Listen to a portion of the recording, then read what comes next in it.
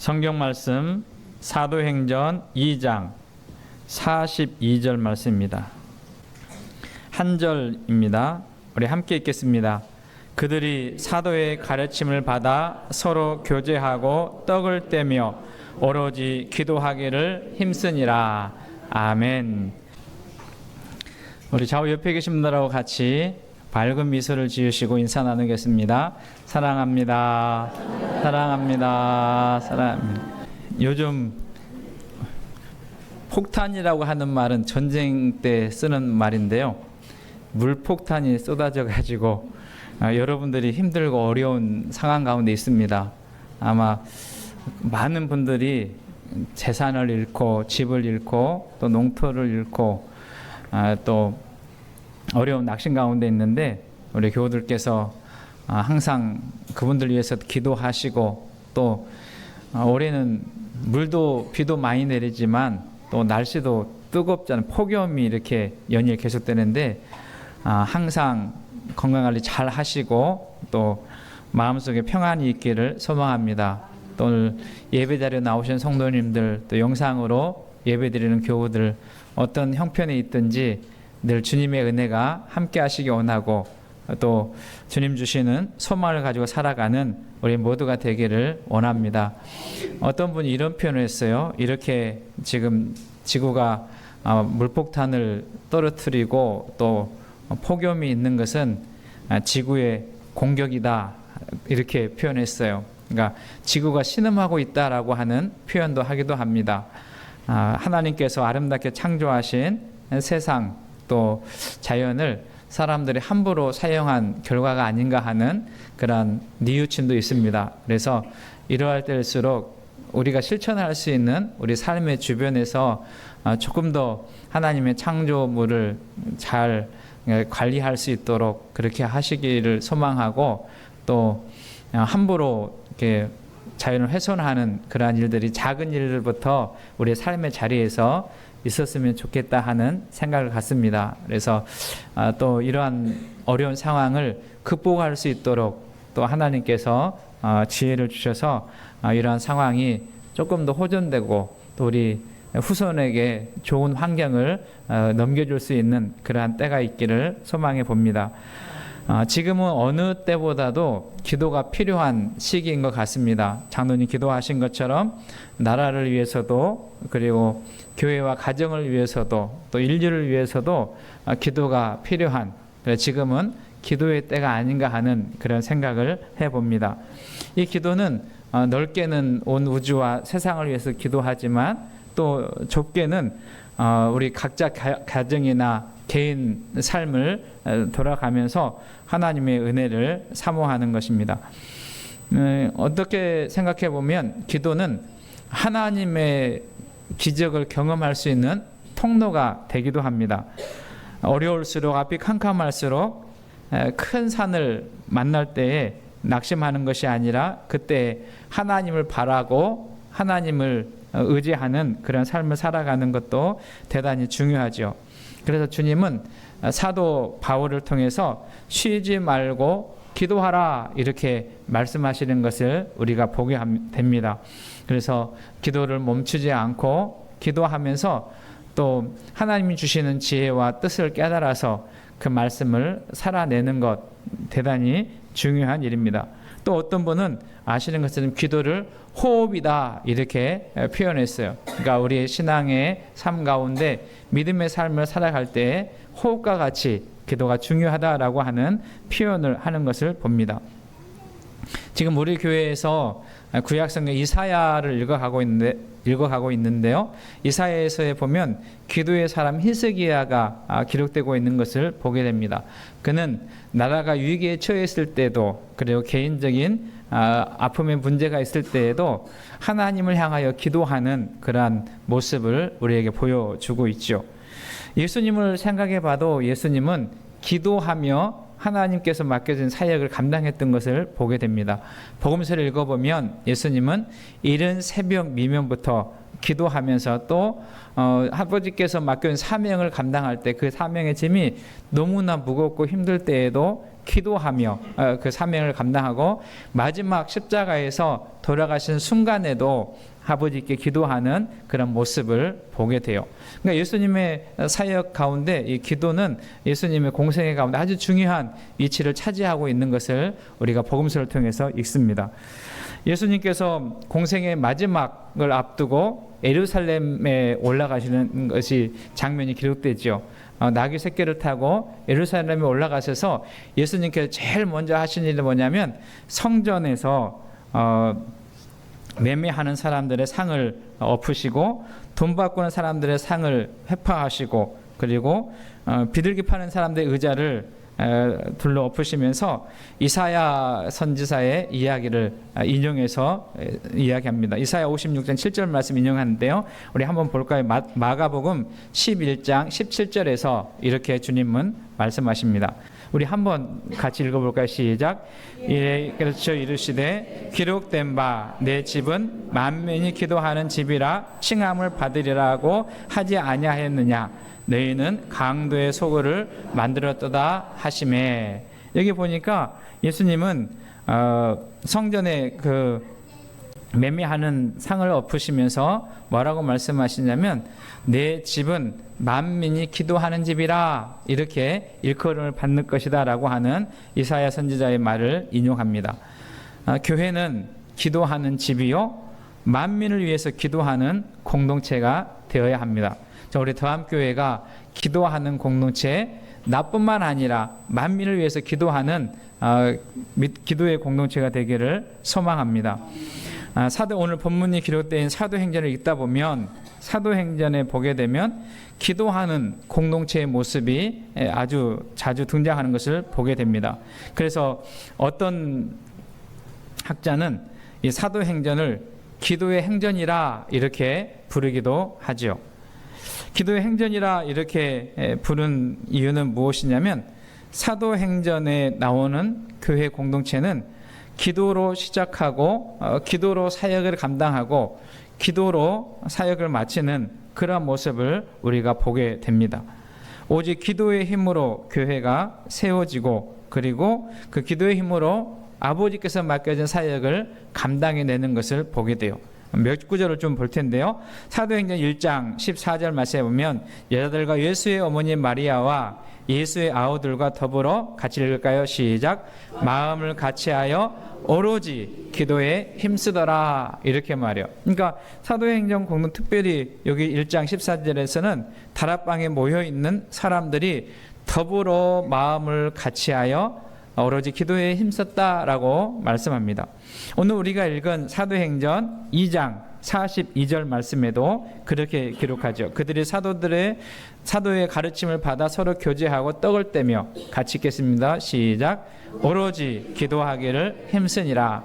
그러니까 이 공동체는 하나님의 말씀을 배우고 하나님의 말씀을 따라서 서로 교제하면서 떡을 나누면서 뭐 했냐면 기도하는 일에 힘썼다 이렇게 기록하고 있습니다. 사도행전 6장에서도 보면 사도행전 6장에 그 교회가 점점 성장하고 많은 사람들이 모이게 되니까 여러 교회 사역자가 필요했어요. 그럴 때 어떻게 말씀하냐면 6장 4절에 보면 우리는 오로지 기도하는 일과 사도들이 이야기하는 거예요. 기도하는 일과 말씀 사역에 힘쓰리라 하면서 이 사역을 감당해냈던 것을 보게 됩니다. 그래서 사도행전 공동체 이 교회는 어떤 공동체냐면 마음을 같이 하고 힘을 다하여 기도하면서 하나님께서 맡겨준 사역을 감당했던 것으로 우리가 볼 수 있게 되는 거죠. 저는 저와 여러분들이 특별히 우리 더함교회 공동체가 이 사도행전의 공동체의 기도하는 공동체 모습을 닮아가는 그리고 기도하면서 하나님의 은혜를 경험하고 하나님의 도우심을 경험하고 또 하나님의 역사를 하나님의 사역을 감당해내는 기도의 공동체 되기를 소망합니다. 사도행전에 기록된 성도들의 기도는 믿음의 깊이를 담고 있었고 사도들의 가르침에 기초한 기도였고 그 내용은 높은 차원의 헌신에 관한 것이었음을 우리가 알게 됩니다. 기도하면서 우리가 조금 생각해야 되는 것은 오해하지 않고 들었으면 좋겠어요. 우리의 기도의 내용에 보게 되면 나를 위한 기도, 나의 아픔과 나의 어려움과 나의 시련과 내가 만난 이 상황을 극복하려고 하는 기도, 저는 이 기도가 우리 공동체 가운데 있기를 소망합니다.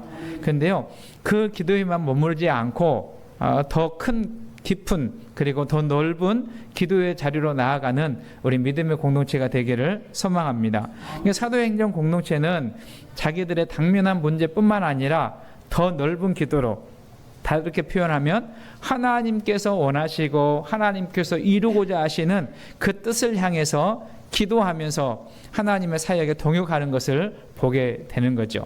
저는 이런 성숙한 기도가 우리 더함께 공동체에게도 드려질 수 있는 은혜가 있기를 소망합니다. 그러면 이 공동체의 기도를 보게 되면 몇 가지 좀 특징이 있는데, 하나는 무슨 특징이 있냐면 성령의 역사와 함께 기도가 드려졌다라고 하는 것입니다. 그럼 사도행전 우리가 읽어보면 2장에 보면 성령께서 임하시고 그리고 교회가 생겨났어요. 그래서 성경학자들 중에는 이 성령이 임하신 때, 이때를 교회의 생일이라 이렇게 표현하기도 합니다. 그런데요, 그 성령께서는 우리 가운데 오셔서 무슨 역할을 하게 되냐면 우리로 하여금 하나님의 사역을 감당할 뿐만 아니라 하나님의 마음을 알도록 일하시는 분이 성령님이세요. 사도행전 교회가 성령의 역사로 시작했는데, 이 교회 공동체는 성령님으로 인하여 하나님의 마음을 알고 그 하나님의 뜻을 이루어가기를 원했던 그런 기도가 드려졌던 것입니다. 바울 사도는 고린도전서 2장 10절에서 성령께서 우리 가운데 오시면 그 성령께서 하나님의 깊은 것까지 통달하게 하신다, 그렇게 말씀하세요. 그러니까 우리가 하나님의 마음을 알 수 있는 것, 우리가 하나님의 뜻을 알 수 있는 것, 우리를 통해서 하나님이 하시고자 하는 일을 알 수 있는 것은 무엇이냐면 성령께서 우리 가운데 오셔서 우리로 하여금 그 하나님의 마음을 알 수 있도록 이끌어 주시는, 인도해 주시는 역할을 하는 거죠. 그러니까 성령과 기도는 뗄래야 뗄 수 없는 관계가 있는 것을 알게 되고, 그 성령님을 인해서 우리가 하나님의 마음을 알게 되면, 하나님의 깊은 것을 알게 되면 우리가 그 뜻을 이루기 위해서 기도의 자리로 나아갈 수 있게 되는 거예요. 우리 더함께 공동체가 그런 공동체 될 수 있기를 소망합니다. 사도행전에 읽어보면 이 교회 공동체는 문제가 없는 공동체가 아니었어요. 여러 번 읽으셔서 아시겠지만 이 공동체는 참 문제가 많고 시련이 있고 박해가 있고 어려움이 있었던 공동체입니다. 그런데 이 공동체는 그 어려움과 시련과 박해와 또 역경을 어떻게 하냐면 기도의 자리로 나아가는 그러한 도구로 사용하는 것을 보게 돼요. 그러니까 사도행전을 읽어보면 이런 공식이 있어요. 어려움과 문제와 시련이 있으면 거기에서 공동체는 뭐냐면 기도의 자리로 나가고 그 기도를 통해서 힘입어서 하나님의 도우심과 또 인도하심과 하나님의 능력 주심으로 말미암아서 그 문제를 극복하고 이겨나가고 그 문제 속에 직면하면서 하나님의 역사를 이루어가는 공동체가 사도행전에 기도하는 공동체예요. 우리 더함교회도 그런 모습으로 세워진 은혜가 있기를 소망합니다. 여러분, 우리 삶도 또 우리가 사역을 감당하고 교회를 이루어가며 주님의 사역에 동역하게 될 때에 항상 아스팔트처럼 막 평탄한 일만 있지 않아요. 여러분, 때로는 위기도 찾아오고 어려움도 찾아오고 우리 힘으로 극복할 수 없는 그런 상황에 직면했을 때 우리도 기도의 자리로 나아가는 우리 더함께 공동체 되기를 주님의 이름으로 축원합니다. 반드시 주님은 그 기도를 통해서 하나님의 역사를 이루어 가실 줄로 믿습니다. 또 하나, 기도를 하게 되면 우리가 하나됨을 우리가 경험할 수 있다는 것을 알았으면 좋겠습니다. 여러분, 교회 공동체가 특별히 사도행전을 우리가 읽어보게 되면 표현이 있는데 이 연합, 공동체라고 하는 표현이 다양하게 표현돼요. 더불어 또는 함께 마음을 같이하여. 앞에서도 사도행전 1장과 2장과 6장에서 본 것처럼 이 교회 공동체는 기도할 때 마음을 같이하고 기도할 때 하나가 되고 더불어 나아가는 것을 보게 됩니다. 저는 우리 더함교회 공동체도 기도로서 하나 되는 공동체가 되기 원하고 한 마음으로 주님 앞에 나아가는 공동체가 되기를 소망합니다. 이런 기도하면 연결이 돼요. 다시 한번요. 기도하면 너와 내가 연결되고, 기도하면 성도와 성도가 연결되고, 기도하면 성도와 목회자가 연결되고, 기도하면 교회와 교회가 연결되므로 하나님의 역사를 이루어 가실 줄로 믿습니다. 여러분, 저는 우리 더함교회 공동체가 기도로 연합되는, 기도로 연결되는, 기도로 하나 되는 믿음의 공동체가 되기를 주님의 이름으로 축복합니다. 같이 한번 기도하면 연결됩니다. 하나님께서 우리에게 기도를 통해서 하나됨으로 연결시켜 주시는, 그럴 때 힘이 있게 되고, 그때 주의 사역을 감당할 때 능력 있는 사역을 감당할 수 있게 되는 거예요. 한 가지 더 생각해 보면 기도는 응답을 경험하게 됩니다. 그러니까 기도는 응답을 경험하게 되는데, 특별히 사도행전 공동체를 보게 되면 기도할 때 때로는 기적이 일어나고, 기도할 때 묶인 문제가 풀리고, 기도할 때 쇠사슬이 풀어지는 그런 역사가 일어나는 것을 보게 돼요.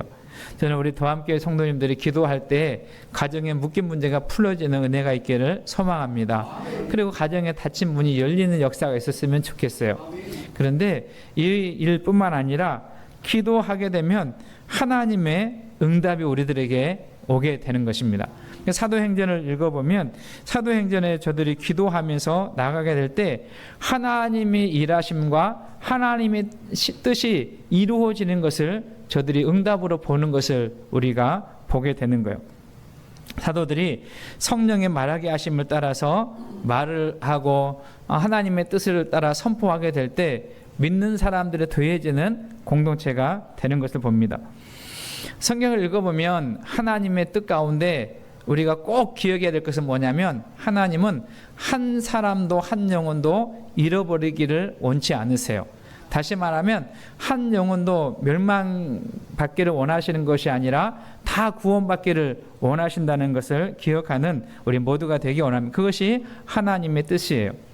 바울은 디모데전서 2장 4절에서 이렇게 말합니다. 하나님은 모든 사람이 구원을 받으며 진리를 아는 데 이르기를 원하시느니라, 이렇게 표현하고 있는 것을 보게 돼요.